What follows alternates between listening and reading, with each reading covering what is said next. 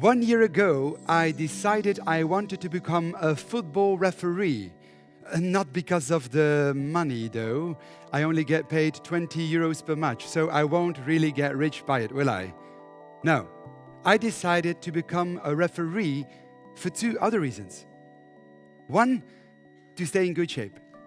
2, because I wanted to learn how not to take things personally. I can see some people nodding. You're probably thinking being a referee is the perfect environment to learn how not to take things personally, isn't it? Because the spectators hardly ever shout encouraging or positive things. No. What do they shout? Come on. Loser, are you blind? Yeah, good. As a referee, I'm the scapegoat. Apparently, I'm always wrong. It's always my fault. And I wanted to learn how not to take all this personally. Because I really struggle with this.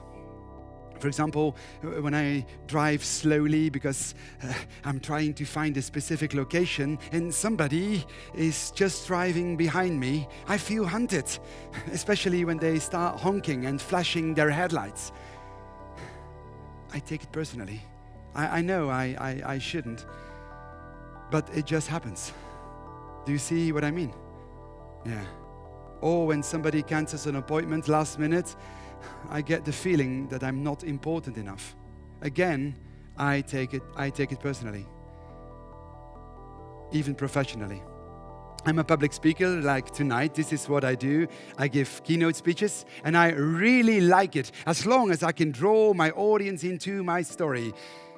Because the very moment I see somebody is not paying attention, for example, when somebody is looking at his smartphone, it just happens. I take it personally. Relax, you are safe tonight, don't worry. Feel free to take your smartphones and you can even start talking to your neighbor. I will not take it personally. Why not? Because now, here and now, I'm very conscious that this can happen. And more importantly, I have a strategy to deal with it. So tonight, I would like to share this strategy with you. Are you interested? Cool. Because I guess I'm not the only person in this room who sometimes takes things personally, right? Imagine you invite a friend to go to the movies and she replies, "Oh, sorry, I have to work." But you see a picture on social media of her having dinner with some friends that very night. Or imagine you really have worked very hard on a project. You're really proud of the end result, but the only thing you get is criticism. So you come home and you would like to wind down and share this terrible experience, but while you're telling your story, the other one walks away to switch on the TV. Now, who would take one of these situations personally? Show me hands, come on. Lots of you. Why? Why do we take things personally? Somebody says or does something and bam, we feel hurt, neglected, offended, betrayed by the other one. That's what we believe though. It's the other person's fault. He's responsible for what we feel. He's the one to blame. Now, hang on. Who says that? Which part of us is speaking? It's our ego. Our ego thinks that others should take us into consideration. Our ego doesn't want to be criticized. Hell no. Our ego wants to be acknowledged. I'm right. Is this what you want? Do you want to be right? That's exhausting. When my ego takes over, I'm fighting all day. I'm in a constant struggle with the rest of the world. And it drains my energy. Wouldn't it be so much easier to not take things personally? Because then no one has power over you. You're free. You experience much more harmony and connection between you and other people. Of course, because your energy can go towards nice things instead of endlessly battling against the things that drive you crazy. So the question is, do you want to be right or do you want to be happy? I know what some of you are thinking. I will make sure I will be happy by being right. Well, how do you do it? How to become happy by not taking things personally. You are standing at the kickoff of the match of your life, the match by which you will learn how to stop taking things personally. So as a referee, I brought my coin for the toss. And every coin has two sides, heads or tails, and they stand for two strategies. Two strategies to no longer taking things personally. Sir, good evening. You're the captain of this huge team. You can choose heads or tails. Heads. Okay? You're lucky, it's heads. Are you ready for the first strategy? Okay, here comes. First strategy. It's not about me. What do you mean it's not about me? This sounds weird, doesn't it? Because when I take things personally, I'm convinced it is about me. When I see someone is looking at his phone, I feel offended. I think, hey, I've put so much effort and time in this presentation. I want respect. I think me, myself, and I. Sounds familiar, no? Yeah. But in fact, it isn't about me. What if I try to look at it from the other person's perspective, asking myself, why? Why is he or she looking at his or her smartphone? Maybe he has just received an important message, one he has been waiting for. Or the topic of my presentation is not really his cup of tea. Could be. Or on the contrary, he finds it very interesting and he wants to take notes on his smartphone. Very smart to do that, by the way. I simply need to shift my focus from me to we, and I won't take it personally. If I try to see the intention of the other one, I make space for understanding instead of irritation. Does this ring a bell with you? When you put your son to bed, but he doesn't want to, he throws himself on the floor, kicking and screaming, "I hate you!" Do you take that personally? No, you don't, because you know this is not about me. It's about what he wants, what he needs. He's angry because he just wants to stay up a bit longer. That's all. So the first strategy to not take it personally is it's not about me. Look at the other person's intention. When a driver is tailgating and flashing his lights, he probably does it because he's in a hurry. It's not about me. You see? It's as simple as that. In theory. Because in real life it turns out to be a hell of a job. Do you have any idea, ladies and gentlemen, how many thoughts our brain produces a day? 50,000. And guess how many of them are positive? Only 10,000. So this means that 80% of what we think are negative thoughts. That's a lot, isn't it? When you see two colleagues talking to each other and just then they look at you and they start laughing, do you think, oh, they must have noticed my new shoes and they want them too? No. What do you think? Darn, they're laughing at me. They're gossiping about me. So it takes a lot of effort to correct yourself and say, hang on, I have no clue. They might be laughing about something that has nothing to do with me. So seeing the positive intention of the other one requires a lot of discipline and training. And that's why I became a referee. To train my brain not to take things personally. I train my brain an hour and a half a week, the entire period of a match. I say this for the football dummies. And now before the match, I'm warming up. Not only physically, but also mentally. I give myself some pep talk in the dressing room.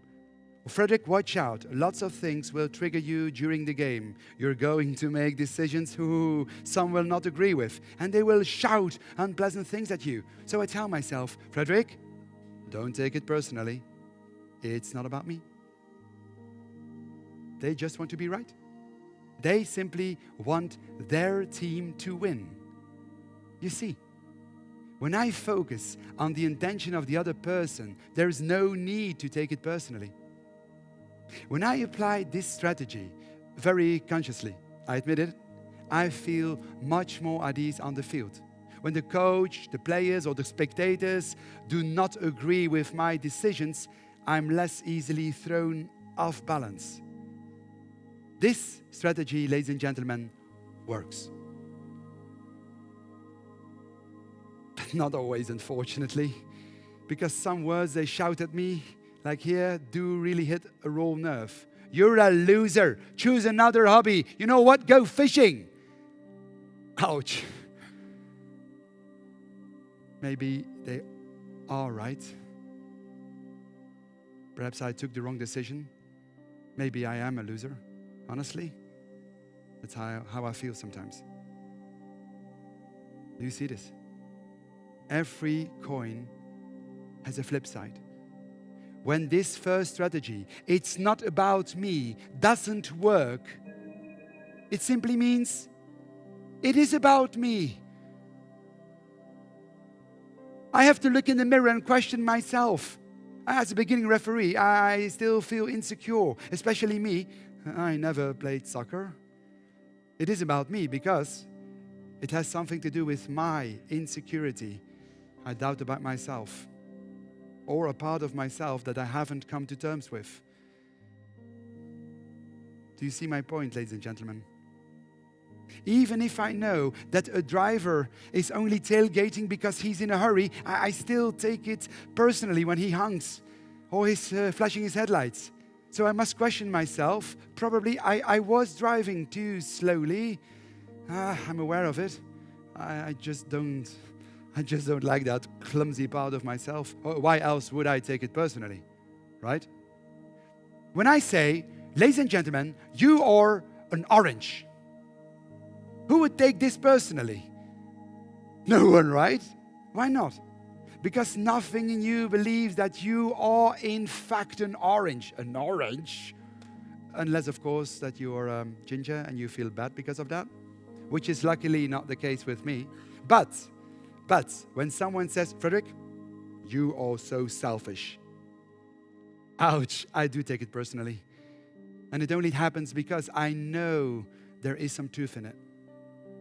If I'm honest, I'm aware of the fact that I do not always take into account other people's needs.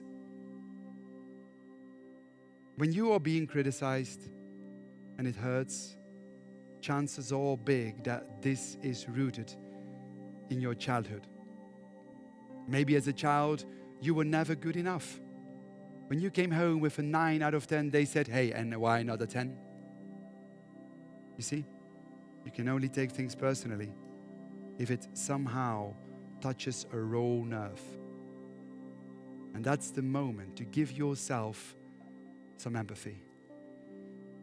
Ooh, this hurts, darn. I'm longing so hard for recognition, and I feel sad if I don't get it. You see?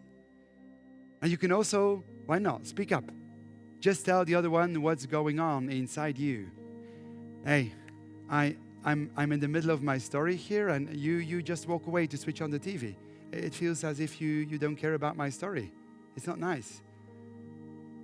By opening up, by being vulnerable, by telling what you feel without blaming the other one, you increase the chance that the other one will understand you and take your needs into account. You see what I mean?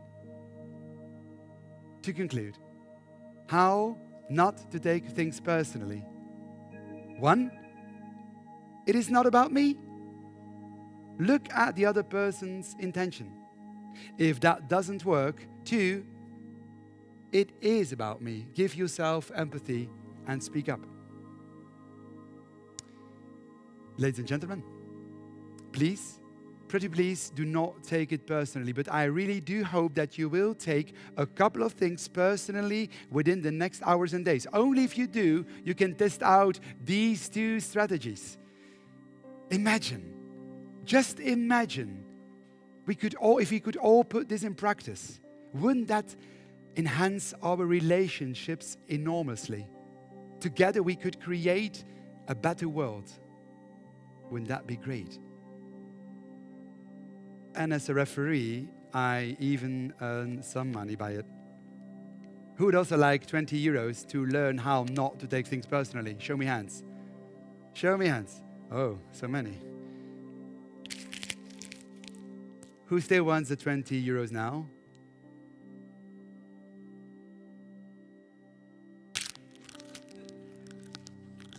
Who still wants the 20 euros now? Who still wants the 20 euros now?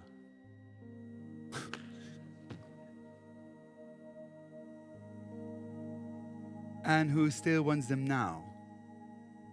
Why do you still want these 20 euros? Because it's still 20 euro. People may attack you, criticize you, or ignore you. They can crumple you up with their words, spit you out, or even walk all over you.